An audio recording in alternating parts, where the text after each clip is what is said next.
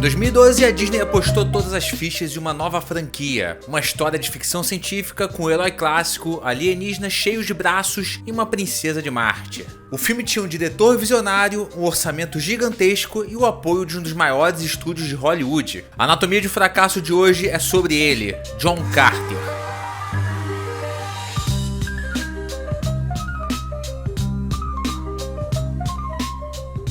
E o que era para ser o início de uma nova saga de sucesso, acabou se tornando um dos maiores e mais caros fracassos da história do cinema. Um preju que chegou a abalar a Disney de verdade. Mas como isso aconteceu? Como é que esse filme falhou miseravelmente? Depois de se encontrar misteriosamente em Marte, o capitão John Carter descobre que a gravidade diferente dá uma força sobre-humana para ele, que acaba se metendo numa grande confusão porque ele é capturado por alienígenas e agora precisa se virar para se adaptar. No meio do caos, ele conhece a princesa Dejah Thoris, que tá lutando para salvar seu povo. Então John Carter se vê numa nova missão, ajudar a defender um planeta que ele nem conhece, mas que transformou ele em um verdadeiro herói. A história do John Carter não começou no cinema, mas sim nas páginas de um livro.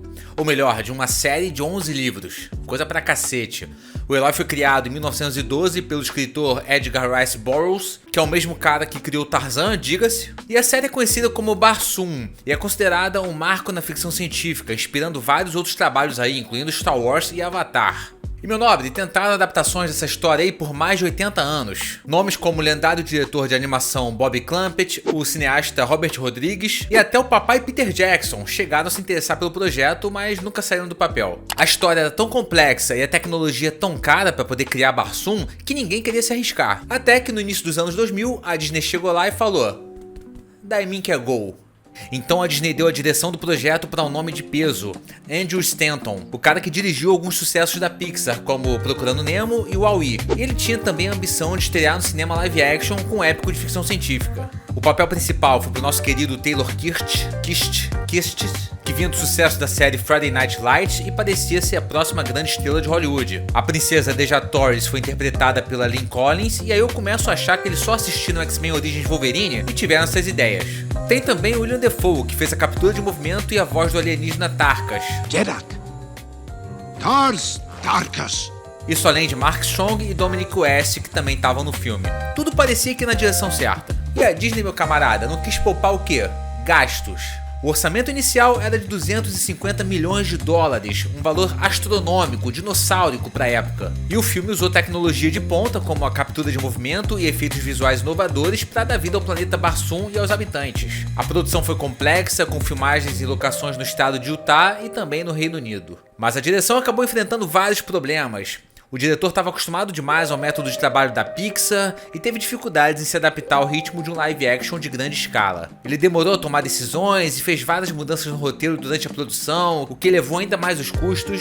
Irmão, nunca na história da humanidade isso deu certo. Essa história aí de reescrever roteiro no meio da produção, no meio das filmagens, nunca deu certo. Nem quando nem existia filme ainda, não dava certo isso. Mas o grande problema não foi só na produção, mas também na forma como o filme foi vendido ao público. A Disney teve muita dificuldade em criar uma campanha de marketing que explicasse o que era o filme. O nome original do livro era A Princesa de Marte, mas foi considerado antiquado demais para o filme. Então o estúdio acabou optando pelo nome do herói John Carter, que não diz absolutamente nada sobre a história ou sobre o gênero do filme.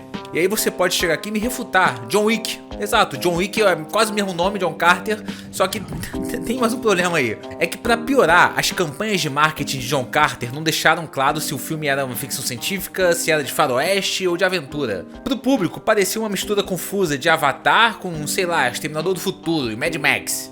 Outra questão também é que erraram feio na data de lançamento do filme, porque ele foi lançado em março, que não é uma data comum para blockbusters de verão, fora que ainda competiu diretamente com a estreia de Jogos Vorazes. O filme estreou nos Estados Unidos com apenas 30 milhões e 200 mil de bilheteria, um valor vergonhosamente baixo para um orçamento de 250 milhões. A bilheteria total nos Estados Unidos chegou a 73 milhões. Já a bilheteria global até salvou um pouco, totalizando cerca de 284 milhões. Mas para um filme se pagar, ele tem que arrecadar no mínimo o dobro do orçamento dele, porque não tem só produção, né? Esses valores de orçamento são só dos custos de produção, só que ainda tem marketing, tem distribuição também. E o custo total do John Carter, incluindo o orçamento de produção e o marketing global, é estimado em 370 milhões de dólares. E para você ter uma ideia, esse valor que eu citei aí da bilheteria de 284 milhões de dólares não serviu nem para cobrir os custos custo de produção, tá? A Disney arcou com prejuízo estimado de 200 milhões de dólares, um dos maiores da história de Hollywood. O fracasso de John Carter foi tão grande que pouco tempo depois, o Rich Ross, que era o chefe do estúdio e responsável por aprovar o projeto,